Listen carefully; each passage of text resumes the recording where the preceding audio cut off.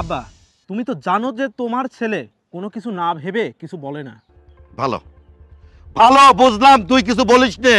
ওই হুজুরের সাথে যদি আমার মেয়েটারে বিয়ে দেই, হুজুর কি খাওয়াবে? ও কয় টাকা বেতন পায়? হ্যাঁ, আমার মেয়ে তো না খাওয়া রাখবে। আমার মেয়ের হাত খরচ কত তুই জানিস না? বাবা, আমাদের তো ধন সম্পত্তির কোনো অভাব নাই। আর তাছাড়া ওই ছেলেটির সঙ্গে যদি মিমকে বিয়ে দিই, তাহলে ওই ছেলেকে ঘর জামাই রাখা যাবে। আর ও যদি ঘর জামাই থাকে, তাহলে ঘরের মেয়ে ঘরেতেই থাকবে। বুদ্ধিটা কেমন বলো? তুই তো বিষয়টা মন্দ বলিস নাই। আর হুজুরের সাথে যদি মেয়েটারে বিয়ে দেই, তাহলে লোকজন কি বলবে? যাই হোক, ওটা নিয়ে কোনো চিন্তা নাই। দেখি, আমি চিন্তা ভাবনা করে দেখি কি করা যায়। আব্বা, তুমি গ্রামের লোকজন নিয়ে কোনো চিন্তা করো না। তুমি তোমার বন্ধুকে যে বলো বিয়ের দিনক্ষণ ঠিক করতে। আচ্ছা ঠিক আছে বাজান, তা ঠিক আছে, গেলাম।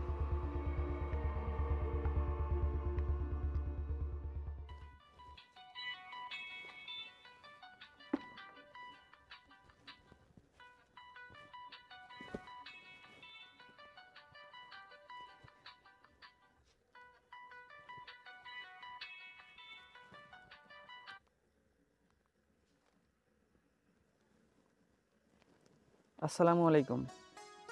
আচ্ছা শোনো, তোমাকে আমি বলেছিলাম তোমার চাচার সাথে আমাদের বিষয়টা নিয়ে কথা বলতে। তুমি কি বলেছিলে? জি হ্যাঁ, বলেছিলাম। আর চাচা বলেছে যে কালকে যাবে। আরে বাহ, তাহলে তো ভালো কথা। জানো, তোমার জন্য একটা গুড নিউজ আছে। আমি আমার ভাইয়াকে ম্যানেজ করে ফেলেছি। এখন বাবা যদি একবার ম্যানেজ হয়ে যায়, তাহলে আর আমাদের মধ্যে কোনো বাধা থাকবে না। হ্যাঁ, তুমি একদম ঠিক কথা বলেছো।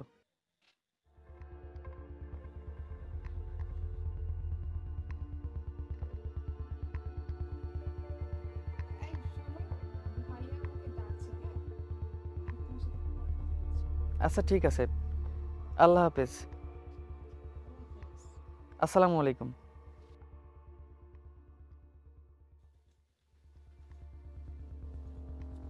কি ব্যাপার ভাইয়া, তোমাকে কল করতে বললে কেন?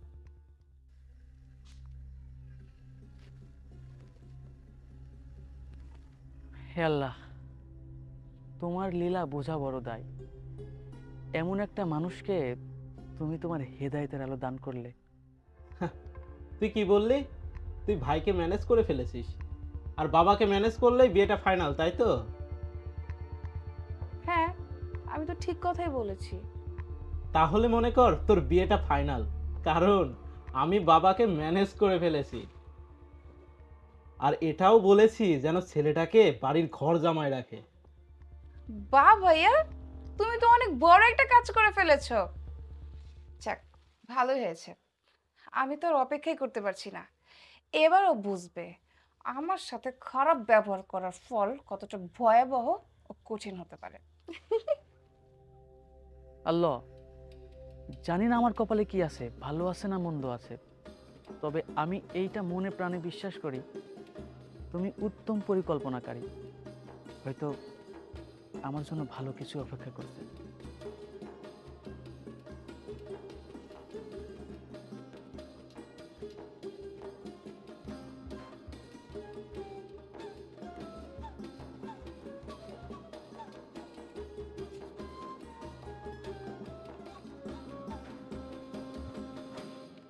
বন্ধু, তোর সব কথাই আমি শুনলাম। এখন কথা হচ্ছে, তোর ভাইয়ের ছেলে আমার মেয়েকে পছন্দ করে, আমার মেয়েও তোর ভাইয়ের ছেলেকে পছন্দ করে। এখানে আমার অমত নাই, কিন্তু একটা শর্ত আছে। কি শর্ত? শর্তটা হচ্ছে, তোর ভাইয়ের ছেলে আমার বাড়িতে ঘর জামাই হিসেবে থাকবে।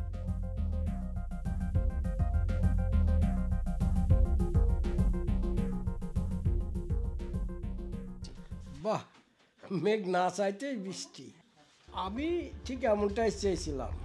আপদটা আমার কাছ থেকে দূরে গেলে সব ঝামেলে চুকে যাবে। আলহামদুলিল্লাহ, ছেলে তো বাবা মা কেউ নাই।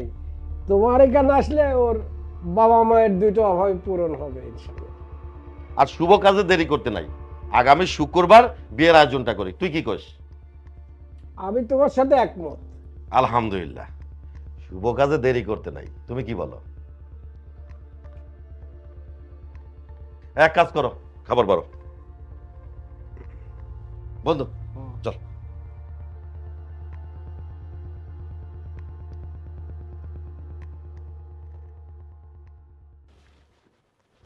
কিরে, এবার খুশি তো? অনেক খুশি। এখন আমার খেলা শুরু, মাত্র দিন গোনা বাকি।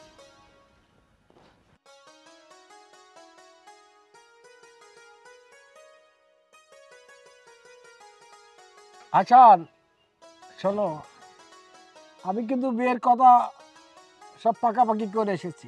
আলহামদুলিল্লাহ। হ্যাঁ, কিন্তু একটা শর্ত আছে, কিন্তু তোমাকে কিন্তু ওই বাড়িতে ঘর জামাই থাকতে হবে। কি বলছেন চাচা? আপনি এটা কি করছেন? না কেন? না না, আমি ঘর জামাই থাকতে পারবো না। এলাকাতে আমার একটা মান সম্মান আছে, নামাজ কালাম পড়ি। আমার মনে হয় একটা ছেলে ওই বাড়িতে ঘর জামাই থাকবে না। চাচা, আপনি অনেক বড় ভুল করে ফেলেছেন। আমি ঘর জামাই থাকতে পারবো না। আমার মনে হয় ভুল করি নাই, কারণ তোর তো ঘর বাড়ি নাই, তুই থাকবি কোথায়? অত বড় ধনী ঘরের মেয়ে তুই নিয়ে আসে এই ঘরে রাখবি, এটা কি সম্ভব হবে? হবে না। তা আমি বলছিলাম তুই কোথায় রাজি হয়ে যা। তারপরেও চাচা, আপনি এটা মোটেও ঠিক করেননি। এলাকাতে আমার একটা মান সম্মান আছে, আমি ঘর জামাই থাকতে পারবো না। কাজটা তুমি মোটেও ঠিক করনি। ঘর জামাই থাকবি না মানে থাকতে হবে, নইলে আমি তোকে আমার এই বাড়ি থেকে বের করে দেব। আমি যে ডিসিশন নিচ্ছি এটা তোকে মানতেই হবে, মনে রাখিস কথাটা।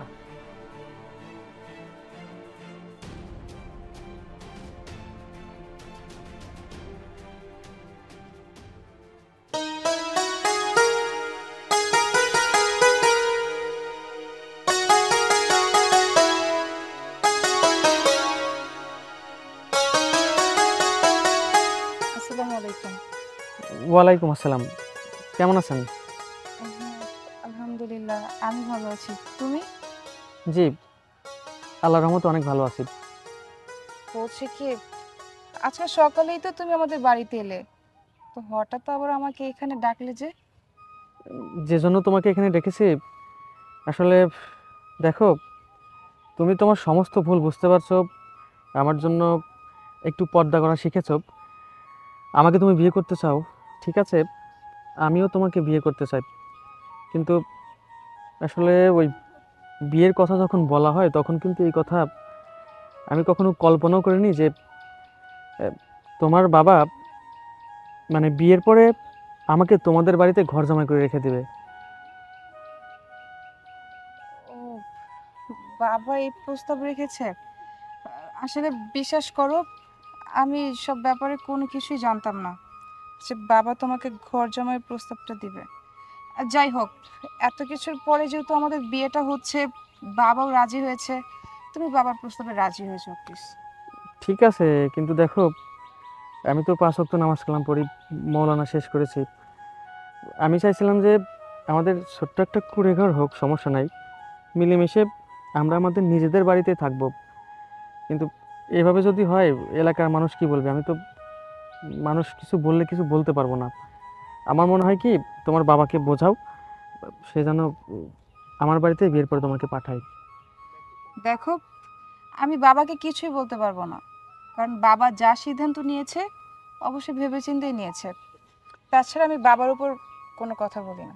কিন্তু এইভাবে হলে তো আমার ব্যক্তিত্ব নষ্ট হয়ে যাবে। আমাকে সবাই জানে আমি একটা ধার্মিক ছেলে, এলাকায় সবাই সম্মান করে। আমি যদি উল্টো ঘর জমাই হয়ে তোমাদের বাড়িতে থাকি, মানে এভাবে হয় না। আমি পারবো না। আমি তোমাকে এতক্ষণ ধরে বোঝানোর চেষ্টা করছি, বাট তুমি কিছুতেই বুঝতে চাচ্ছ না। ওকে ফাইন, আমি যেহেতু তোমাকে বিয়ে করার জন্য নিজে এত পরিবর্তন হয়েছি, তুমি দেখো তো আমি আগে কেমন ছিলাম আর এখন আমি কি হয়েছি। তবুও যদি তোমার কাছে কোনো কিছু মনে হচ্ছে না, তাহলে আর কি করার, আমার কিছু বলার নেই। ভালো থেকো। আসি। এই এই, মিমি, দাঁড়াও না। আচ্ছা, ঠিক আছে, বিয়ের পরে আমি তোমাদের বাড়িতেই থাকবো। সত্যি বলছো? ঠিক আছে। আচ্ছা, আমি আসি, হ্যাঁ? আসসালামু আলাইকুম। ওয়ালাইকুম আসসালাম।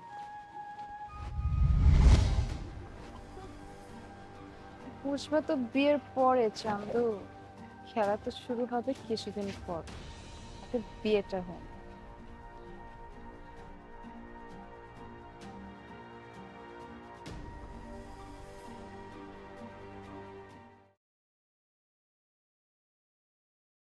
কই গো, এদিকে আসো।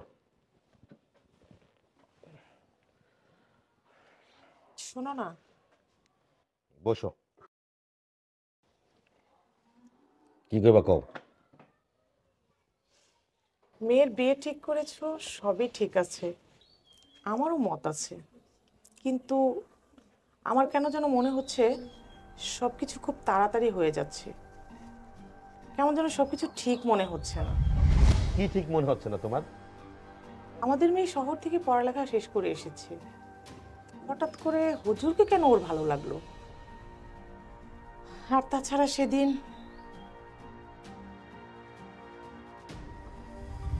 কি ব্যাপার, তুমি চুপ হয়ে গেলে কেন? আর সেদিন কি শুনছো? না মানে আমি সেদিন বারান্দায় কাজ করতেছিলাম, হঠাৎ করে শুনলাম ওরা দুই ভাই বোন কি যেন একটা প্রতিশোধের কথা বলা বলি করতেছিল। হয়তো বা বিয়ে নিয়ে কিছু একটা ভাবছে, বিয়ে নিয়েই কোনো একটা প্রতিশোধ নিতে চাইছে। কি বলো? তুমি নিশ্চয়ই ভুল শুনছো। আর আমার মেয়ে কি হাসানকে আগে থেকে চিনতো যে প্রতিশোধের কথা বলবে? আর শোনো, আজ বাদে কাল মেয়ের বিয়ে, এসব উল্টাপাল্টা চিন্তা ভাবনা বাদ দিয়ে মেয়ের বিয়ে নিয়ে চিন্তা ভাবনা করো। যাও, আমার জন্য একটা পান নিয়ে আসো। ঠিক আছে।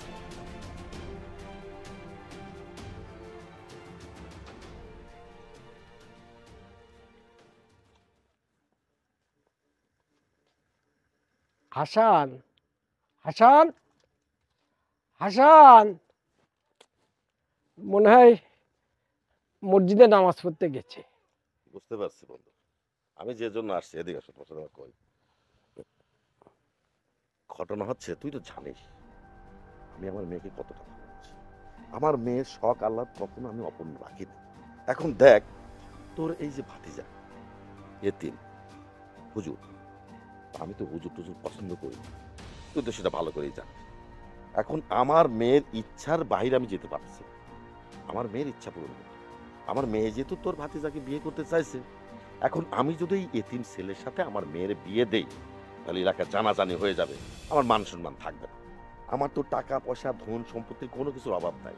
আমার মেয়ের অনুষ্ঠান একবার না, আমি 5 বার করতে পারবো, তাতেও আমার কোনো সমস্যা নাই। আমার মেয়েকে আমি অনেক ভালোবাসি। আমার মেয়ের শখ আহ্লাদ কখনো অপূর্ণ রাখি।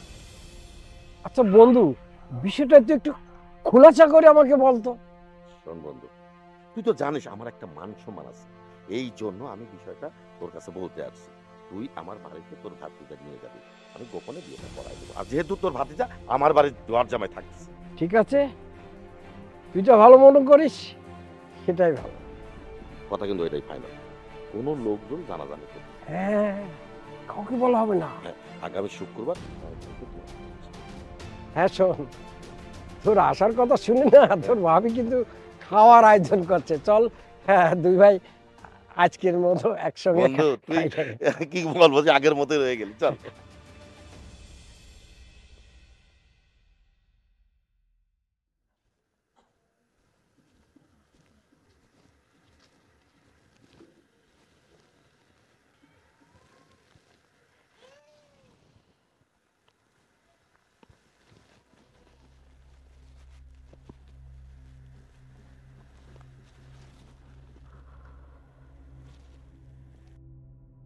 আল্লাহ গো,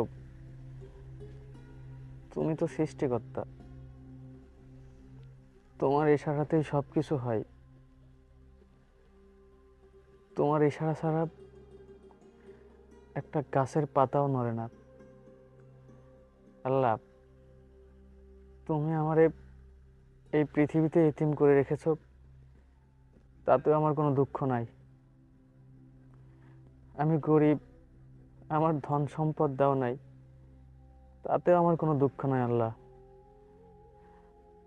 আমার কপালে হয়তো ঘর জামাটাই লিখে রেখেছো। আল্লাহ,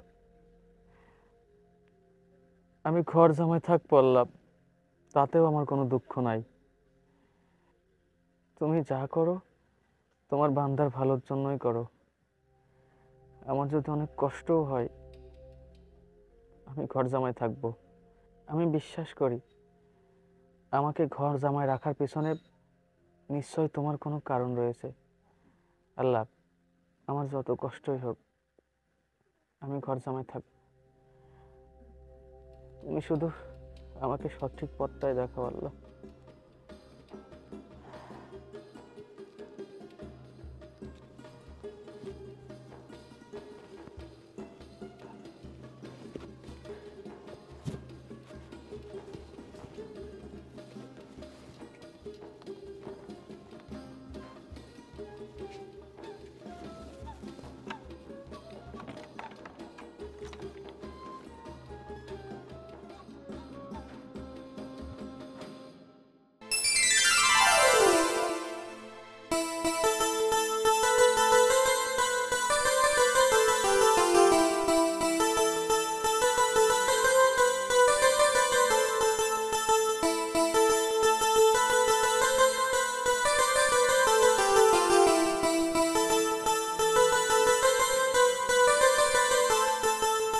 মিম, মিম, একটু বাইরে আয় তো। কি হয়েছে ভাইয়া? অবশেষে এত নাটক, এত পরিশ্রমের পরে তোর ইচ্ছাটা তো পূরণ হলো। হ্যাঁ, তুমি ঠিক কথাই বলেছো। আর আমার অ্যাকশন আজ রাত থেকে শুরু হয়ে যাবে। আচ্ছা ঠিক আছে, best of luck. Thank you ভাইয়া। ওয়েলকাম, তুই থাক, আমি আসি। ঠিক আছে।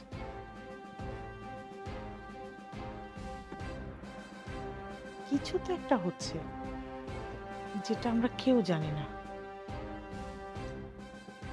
আমাকে তো এটা যেভাবেই হোক জানতেই হবে।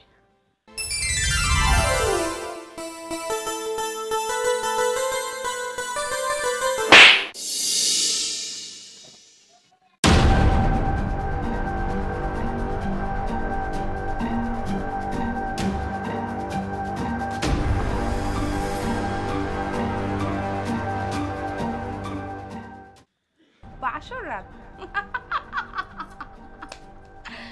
বাসর রাত মাই ফুট। বাসর রাত তোর জন্য মধুর হতে পারে, কিন্তু আমার জন্য না। মিম, আমি অবাক হয়ে যাচ্ছি।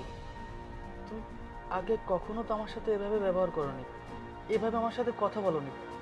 আমি কি কোনো অপরাধ করেছি? একটা কথা বলে দিচ্ছি, কান খুলে শুনে রাখ। তোর আর যা করতে ইচ্ছা করে তুই কর। গান শুনতে ইচ্ছা করলে গান শোন, নামাজ পড়তে ইচ্ছা করলে নামাজ পড়, কিন্তু কখনো স্বামীর অধিকার খাটাতে আসবি না। তুই কি যাবি নাকি তোকে আমি আবার মারবো? হ্যাঁ, কিছুক্ষণ আগের মারার কথা ভুলে গিয়েছিস?